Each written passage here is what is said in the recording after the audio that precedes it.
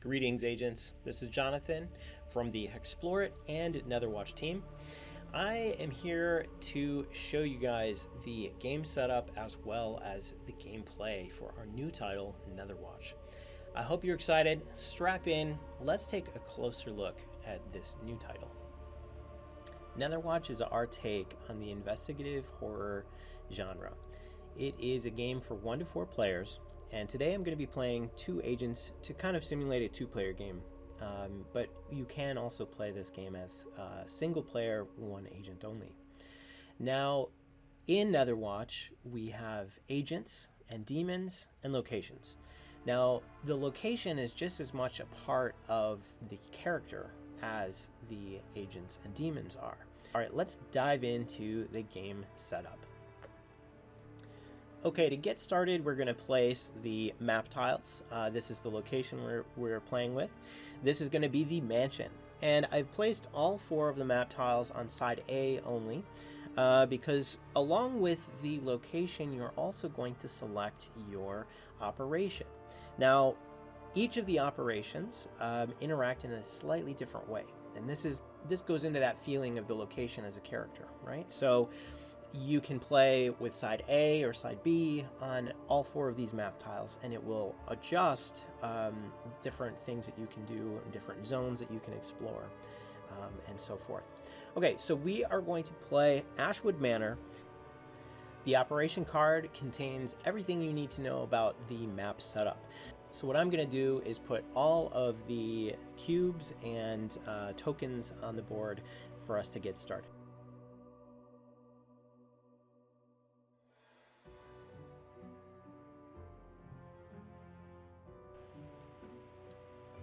Okay, so I've got the cubes and tokens placed. Now, what these are, we have pink cubes that are representing the interaction locations that your agents can go to and interact with a certain room. The orange cubes are scavenge cubes, where you can go to draw a card from the scavenge deck. Okay? And the other cubes that we might have are lit and dark cubes. These are yellow and black. And we also have cold cubes in blue. Now, cold cubes will represent areas of supernatural cold that the demon may invoke in the area. Okay, so the other thing that we have are several different token types. We have manifestation rifts. These are going to be rifts where the demon can come into play. They are numbered 1 through 8. This operation, we have 7 in play. We also have keys representing locked areas on the map. So we cannot go into that crawl space until we have received the key. Okay, then we also have obstruction tokens. These are locations that we can go to hide. Now, typically, these tokens will be not revealed before play. Because we are playing Ashwood Manor, this is going to have all of the locations revealed at start.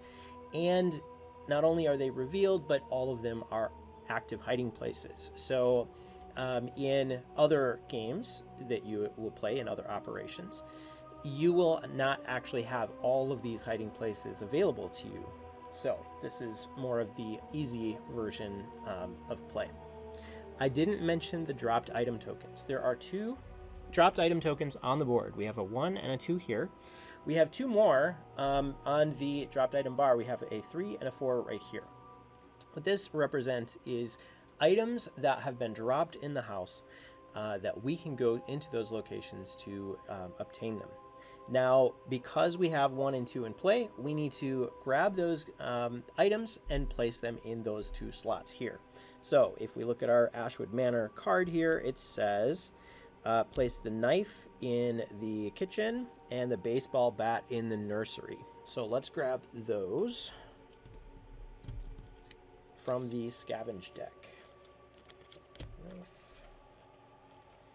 Baseball bat.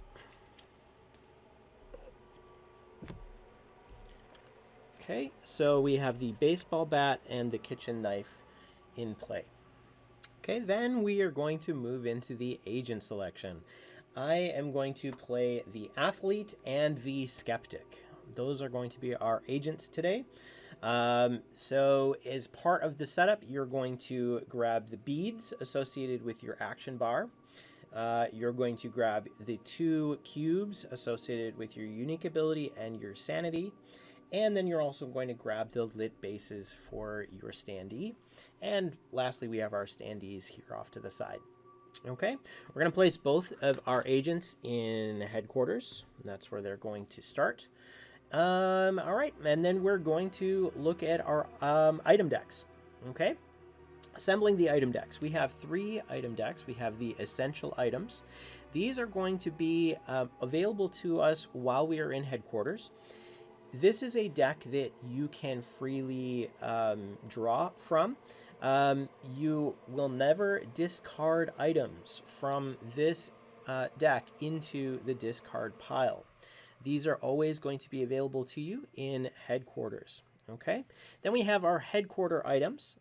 These are also available in headquarters.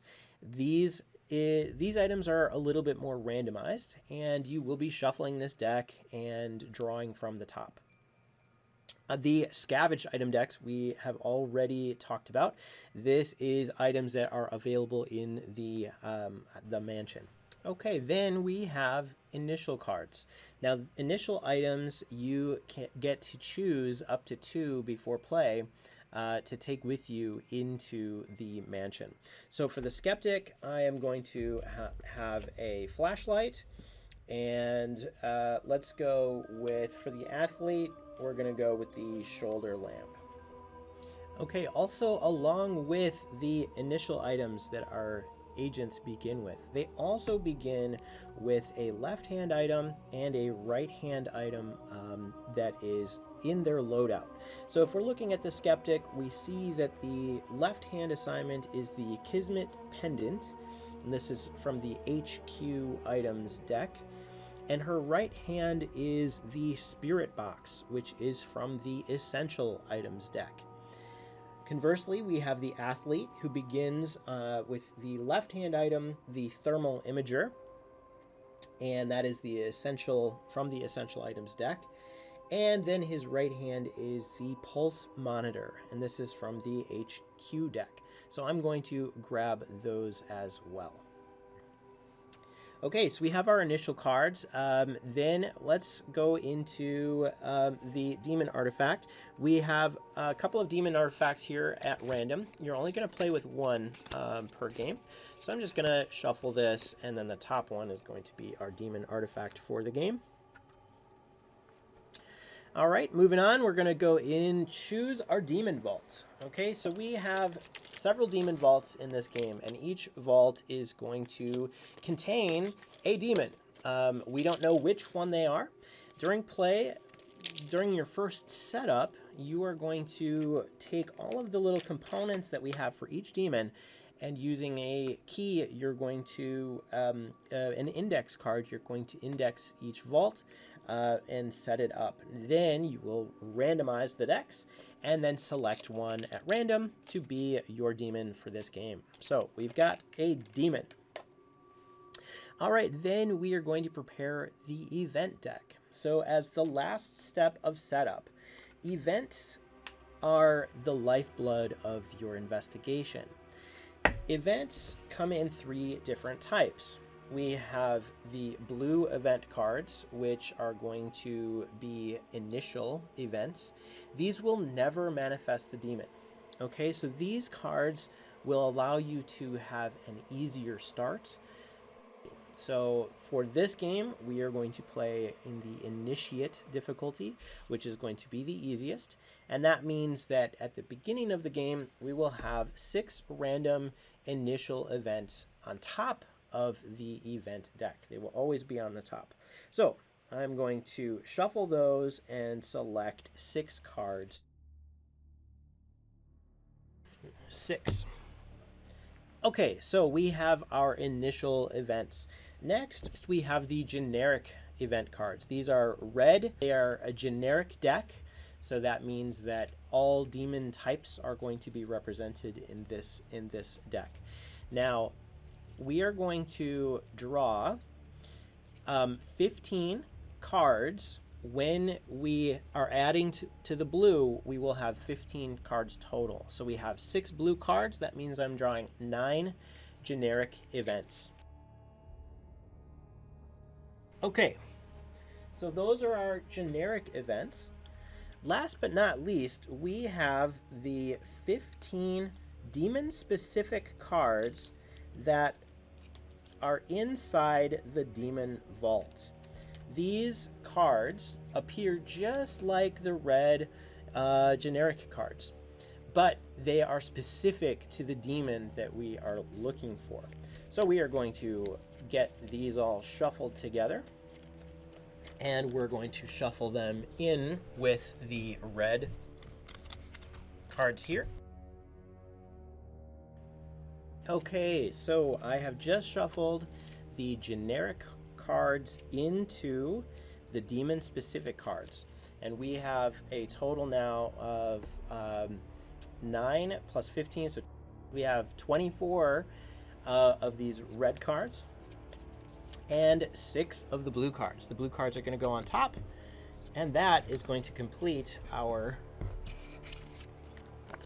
event deck.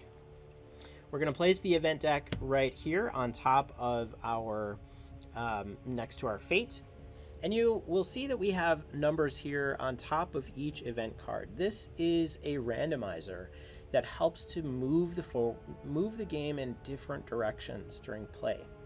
Now, the active fate will always be the number on top of the last discarded event. So currently at the game start, our fate is 1. After we play this first card and it goes to the discard, it will be 2. Okay.